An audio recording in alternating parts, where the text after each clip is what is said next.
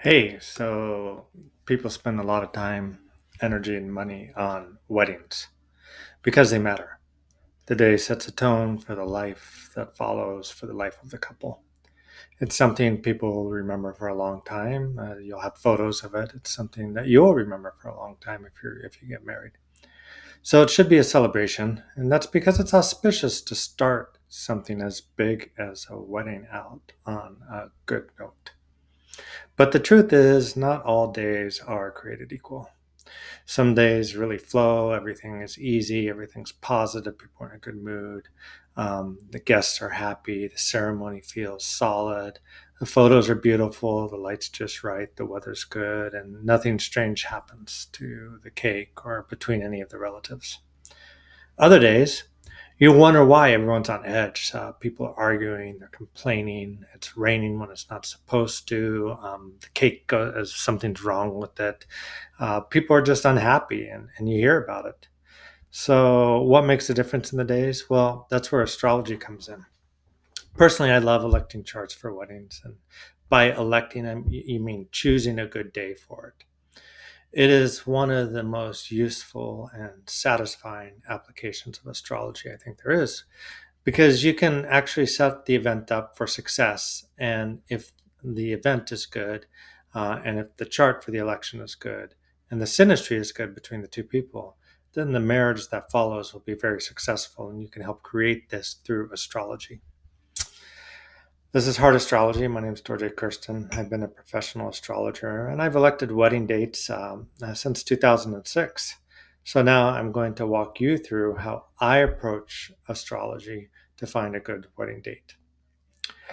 There's going to be several methods here, so stay with us for the most basic method. I really think that everybody should learn that, even if you're a novice astrologer or just casually interested.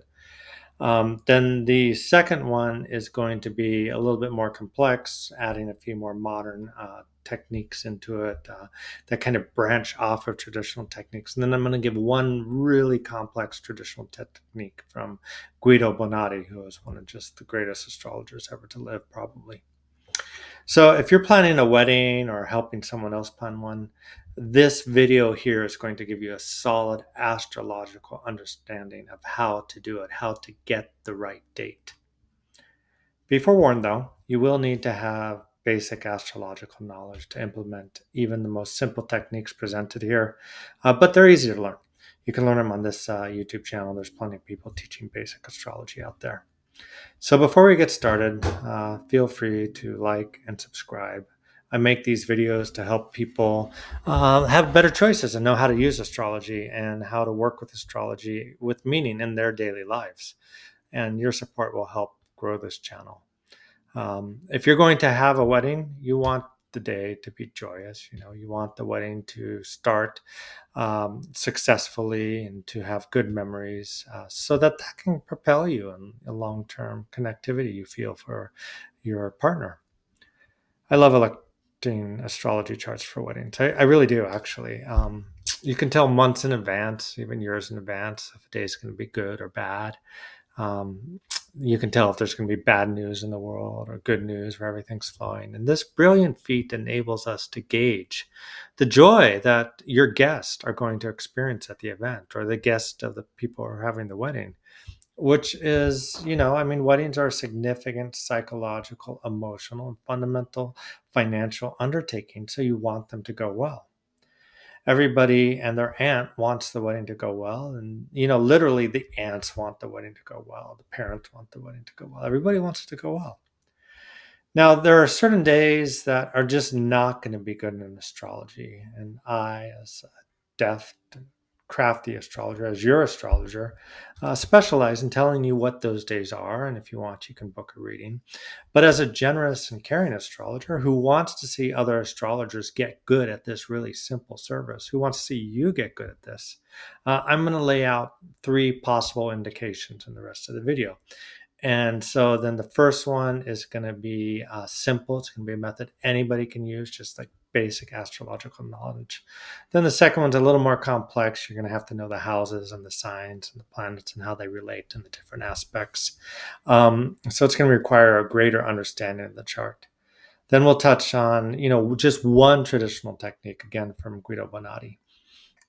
So listen up, here's the basic way to find a good date. In Buddhism, there's a saying, do no harm.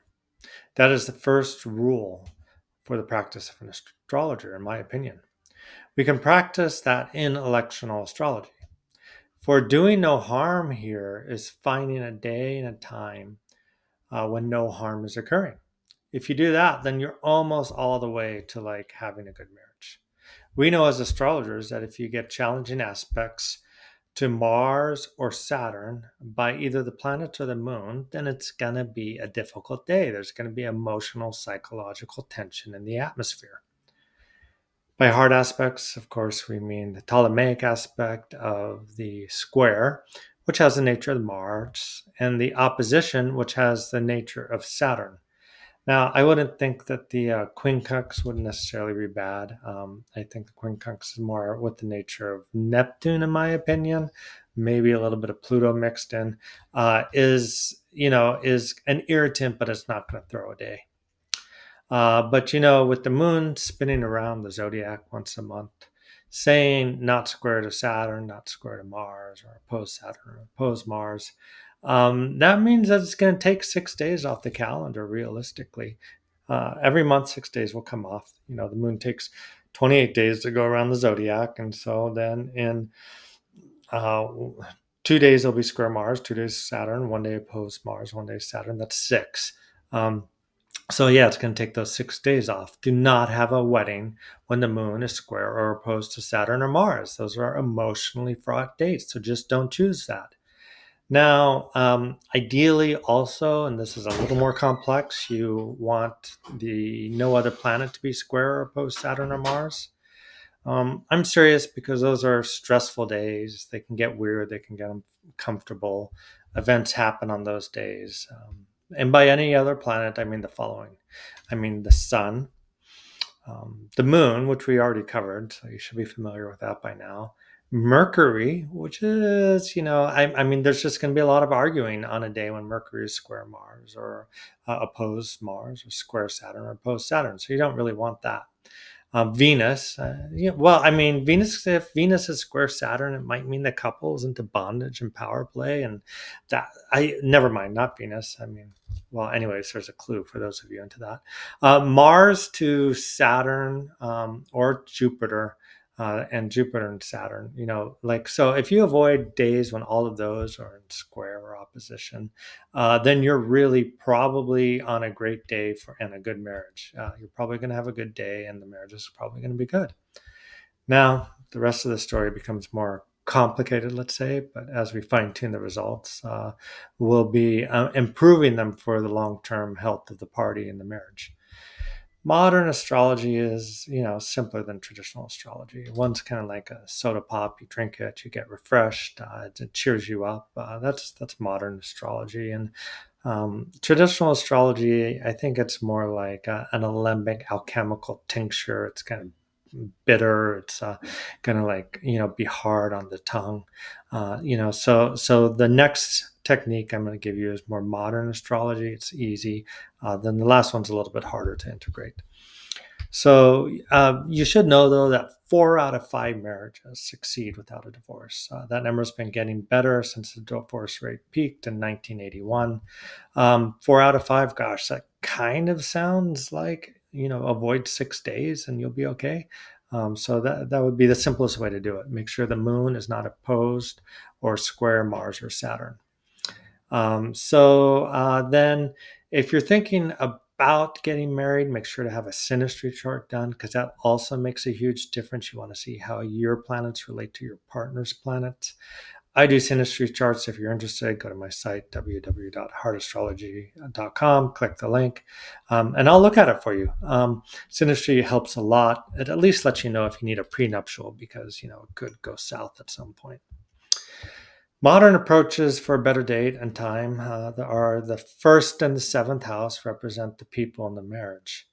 So we want the rulers of those two houses to be in good condition, especially the seventh house, for that indicates the marriage. We also want any planet in the first or the seventh, the 10th or the fourth, the 10th being, the world and how the marriage is in the world, and the fourth being the home and how the home life is. We want that to be in good condition, the rulers in good condition, and good planets in those houses. By good condition, I mean that the rulers are not aspected by Mars and Saturn, which we kind of already covered, or that Mars and Saturn are not in those houses. Like, you don't want not well behaving Mars in the seventh house when you're getting married, even if it's not aspecting anything. I know it's getting complicated, but if you listen to it again, it'll make sense. And this really will just give you the perfect wedding date. If it's too complicated, contact me again. Ideally, we want a Venus or Jupiter to be one of those places. If Venus is in the seventh or Jupiter in the seventh and they're good condition, that's just really, really good. You definitely, again, don't want Mars or Saturn in those places unless they're receiving support from Venus and Jupiter. If that's the case, then, it's going to temper that. It's going to make it more workable. Finally, we want the ascendant at the moment of the wedding, that is around within 15 minutes of taking the vows, to be in good aspect from the ruler or to the ruler of the seventh, or aspecting a benefic. If you do that, then you're in really, really good shape. It's a little more complicated. You'll get less times, you'll get less days, but that's a really great way to go about it. Personally, I recommend not worrying about Uranus, Neptune, or Pluto unless they are in the seventh house or the first house, or aspecting the rulers of either of those. Asteroid astrologers, they probably can add a bunch of other stuff. They can throw, endless amounts at it. So it can, human design. Anyways, there's a lot of ways to go about it. But paying attention to asteroids is like taking LSD. You can have good trips and bad trips with them. But the big bodies are the one that makes the real trouble or the real benefit in the long-term election. Anyways, I warned you this gets complicated. If your eyes are not glazed over and you're still paying attention, then please subscribe. That helps me out a lot. And you can handle this content and are probably getting something from it. The alchemical herbal sauce of traditional astrology is a lot thicker. So while one can find a number of formulas in traditional astrology for good wedding elections, I'm just going to drop a brief one by Bonatti into your brain. So Bonatti, the great sage of astrology, he wrote the following. Now, pay attention. This is kind of thick, but it's full of good astrology knowledge. If someone wished to perfect a marriage union, whether to celebrate the marriage or the nuptials, and you wish to elect the fitting hour for him or her to do so, the sages said, adopt the ascendant and its lord, also the moon and the lord of the sign which she is in, and let the ascendant be likewise in a fixed sign, and the moon in a fixed sign, of which the sages had Taurus and Leo, saying that they were better than the other fixed signs. And it is my experience this is true. Even though Saul did not recommend Leo absolutely, for he said the marriage would be favorable and that there would be constancy of love and agreement between them, but they would not be concerned to increase their substance, but rather, on the other hand, they would take care to destroy it, unless the moon was joined to the sun when she is in Leo by trine or sextile, aspecting it because it breaks the malice of the Leo. Indeed, the square aspect decreases the substance much. Indeed, Scorpio and Aquarius are to be avoided, especially for the man, because they are malicious and the domiciles and the malefics when they harm the man. Indeed, for the woman they are not so malicious, for the ascendant and its lord, and the sun and the planet from which the moon is being separated. If the man asks, signify the condition of the man. The first house does. The seventh and its lord, Venus, and the planet to which the moon is joined signifies the condition of the woman. Now, I would assume these days, if the woman asks, you can just give the ascendant to the woman, because really the ascendant means who's initiating the action, right? So then the seventh and its lord, Venus, and the planet which the moon is joined to signify the woman or the pure person who is being asked. The 10th sign and its lord signify what is going to happen between them. The 4th sign and its lord signifies the end of both. namely of the man and the woman. Now, this quote you can find in Dyke's translation, Book of Astronomy, Volume 2, page 756, if you want to go look it up. But, if you just listen to it, you're going to find a lot there. So once we've dropped into this level of complexity, we are not just considering the marriage as to be all and an end all. We're actually looking also at how it's going to affect the destiny of the man and the woman for the duration of the marriage. Also, when we read about placing the ascendant in a fixed sign, we have to note that there's an angle here about making the marriage enduring, because that's what fixed signs do. I assume that you understand that the fixed signs are Taurus, Leo, Scorpio, and Aquarius. Now, he said probably avoid Scorpio and Aquarius, which is interesting. So that puts you at a spring or summer time of year. He said that, anyways, doing that doesn't necessarily deliver happiness and harmony, but it creates endurance.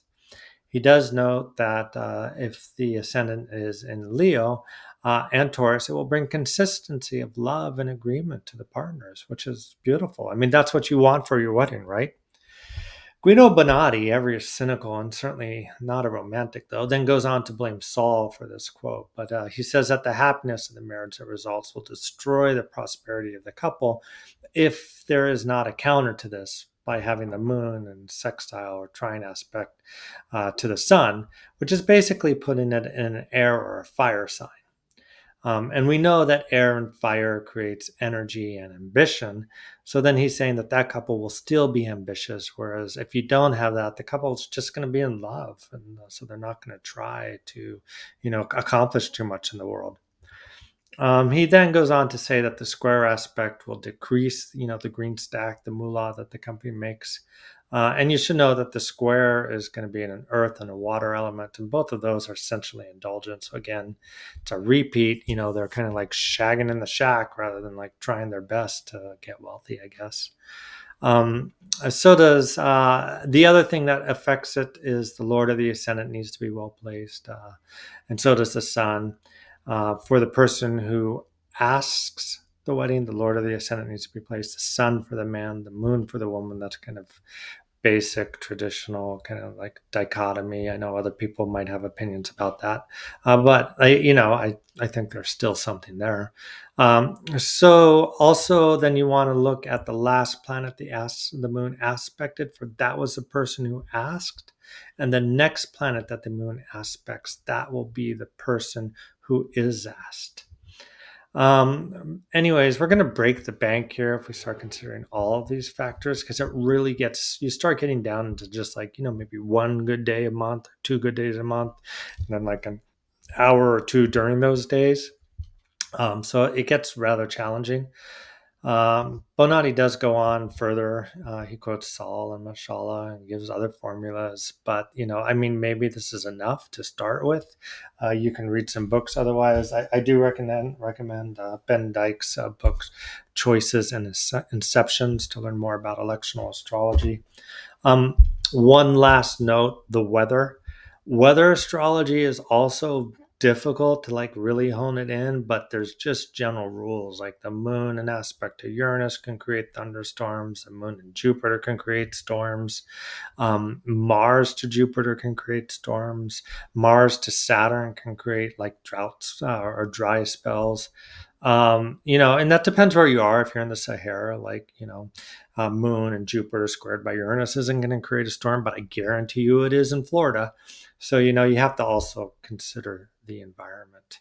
Anyways, now I've given it everything to you. So roll up your sleeves and pay attention to not only the angles, the rulers of the angles, the indicators of the bride and the groom, the person who gave the ring, the malefic aspects, but also check out what weather's indicated. You got this. You can do it. You can pull it off yourself. I've given you everything here. If you want another eye on it, though, please, you can book a reading with me. So that's the basic map, from simple red flags to the kinds of considerations that can fine-tune a wedding date into something that's not only avoids trouble, but sets up both people for good success in the long run. Do remember, no date is perfect, but some are better than others. And there's a real peace of mind in knowing that you picked the best option for such an important date. If you're planning a wedding and want help picking the right day, again, I offer electional astrology sessions. You can book one through the link below or at heartastrology.com.